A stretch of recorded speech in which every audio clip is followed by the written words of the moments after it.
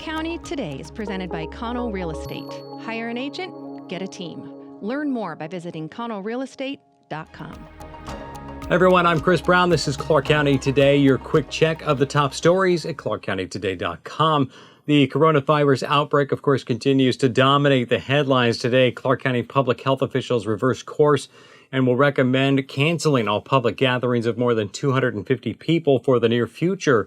This move comes as schools in King, Pierce, and Snohomish County decided to close through April 24th, affecting some 600,000 students.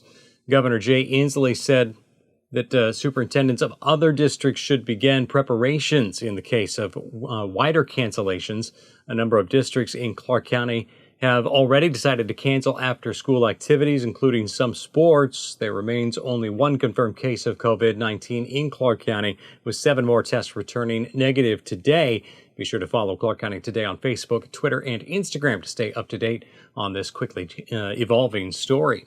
In other news, Clark County Council this week took action they hope will reduce the number of recreational vehicles parked on streets. In a unanimous vote, they changed the rules to require a permit for any RV parked along a county road for longer than 24 hours.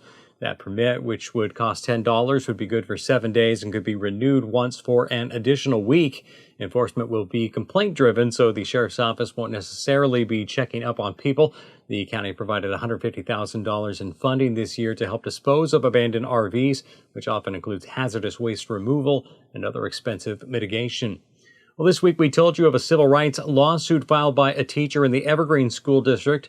Washougal resident Eric Dodge, who's been a teacher in the district for the past 17 years, had a conflict with former Y East principal Caroline Garrett prior to the start of the current school year over his support of President Donald Trump, which became an issue when Dodge had a Make America Great Again hat in his possession on 2 workdays prior to the opening of school.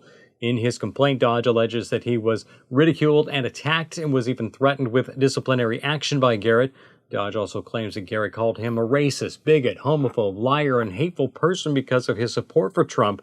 A third-party investigation initiated by Evergreen Public Schools cleared Garrett of discrimination, harassment, intimidation, and bullying.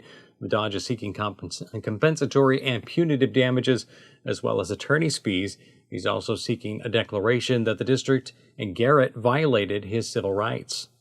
More than 200 people gathered this week for the annual Teach One to Lead One Leadership Breakfast at Warehouse 23 in Vancouver. Since 1996, the organization has reached more than 24,000 young people with a goal of 1,000 more this year. As an organization, Teach One to Lead One says they are declaring war on teen suicide and seeking to instill values through positive role models in the lives of youth.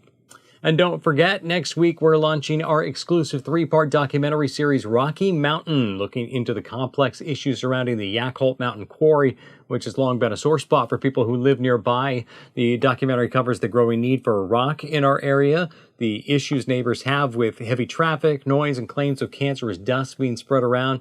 It'll be available starting next Tuesday, Wednesday, and Thursday. You can also watch it on clarkcountytoday.com, YouTube, and on our Facebook page. There you have a quick check of some of the stories we're following at clarkcountytoday.com. Be sure to follow us on social media to stay up to date. You can also send story ideas and news tips via email, news@clarkcountytoday.com. For all of us, I'm Chris Brown. Thanks for watching.